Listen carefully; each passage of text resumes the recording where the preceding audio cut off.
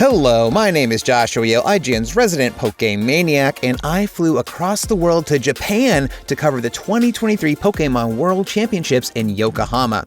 This is the first time Worlds has been held in Japan, so to take advantage of this momentous occasion, the Pokémon Company invited a group of media to visit the Creatures office. Any Pokemon fan will know that Creatures is one of the owners of the Pokemon brand and is best known for making the Pokemon trading card game.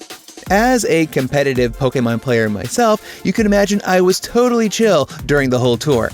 So let me walk you through my visit, which included the amazing reception area, an interview with the art team, a hands-on art project, a look at the playtesting process, and a chat with the lead game designer himself.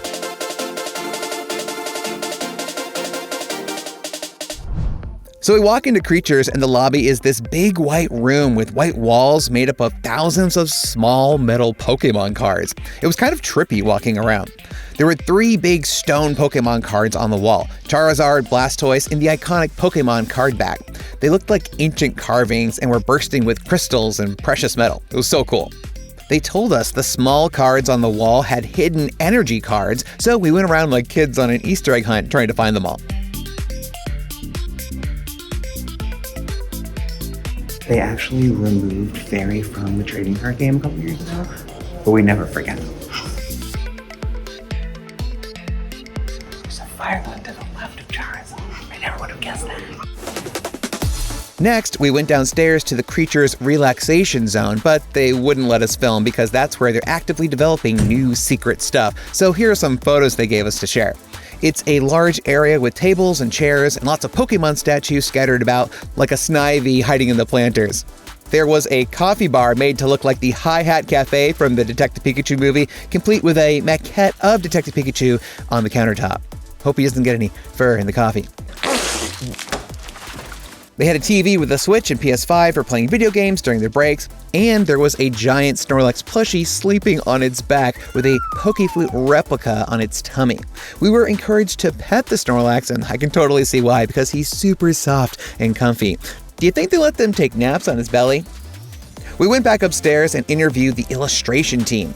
They gave us these earpieces so we could hear their answers translated from Japanese into English in real time, which was very much appreciated because I only know like 3 words of Japanese. One artist who goes by Tizero said she loves drawing giant monsters, so they always assign her those kinds of Pokemon, like Orbeetle VMAX abducting this poor kid. Another artist known as Ghidorah said he's become known for showing aggressive Pokemon, whereas artist Yuka Mori said it's her job to make the Pokemon look cute.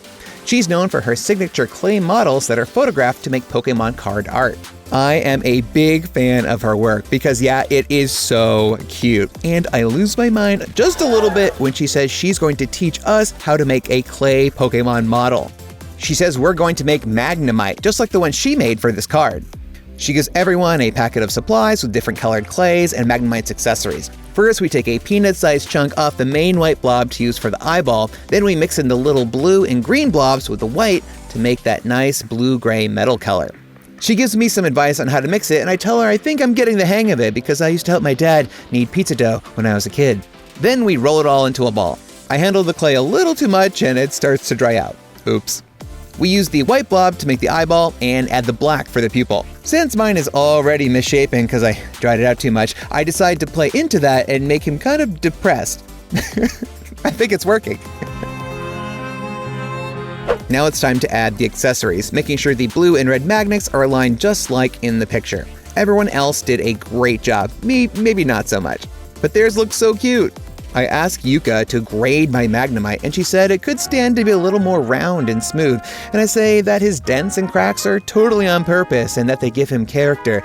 And she says, oh, my mistake, I see what you did there. You really are a gifted artist. In fact, can I hire you right now on the spot? And I'm flattered, but I have to humbly decline, and she tries to insist that I share my gift with the world, and I say that I just want to remain a fan of Pokemon art, not be a creator of it. And she's like, wow, respect. So anyways, I package up my Magnemite and get ready for our big interview with the lead game designer Atsushi Nagashima. As lead designer, it's his job to oversee developing mechanics, game development, and art. My big takeaway was how impressive it is that he put so much thought into making sure the game as a whole captures the fantasy of being a Pokemon trainer. I'm a competitive player who only focuses on the best meta cards, but he says his job isn't necessarily to make cards that help you win, but to create an environment where you can have fun. He said he always imagines the Pokemon on the cards battling in a big stadium, and creating that feeling is always at the forefront of his design decisions. So all aspects of a card from HP to attacks are done in service of attaining that exciting vision. That was incredible! On the subject of the metagame, he said that they introduce strong cards on purpose and pretty much design what the metagame will be and aren't often surprised. That said, there was one card that caught him off guard, Mega Adino EX, which was used by Japanese player Shintaro Ito to win the 2016 World Championship. Pretty much everyone considered that card to be completely useless, and it clearly wasn't designed to be that good, but a creative player found a way to use it in an unexpected way. I remember being in the crowd watching that happen in real time, so it's nice to know the game designers were just as shocked as we were. Absolutely dominant performance by Shintaro. I could not have predicted this in a million years.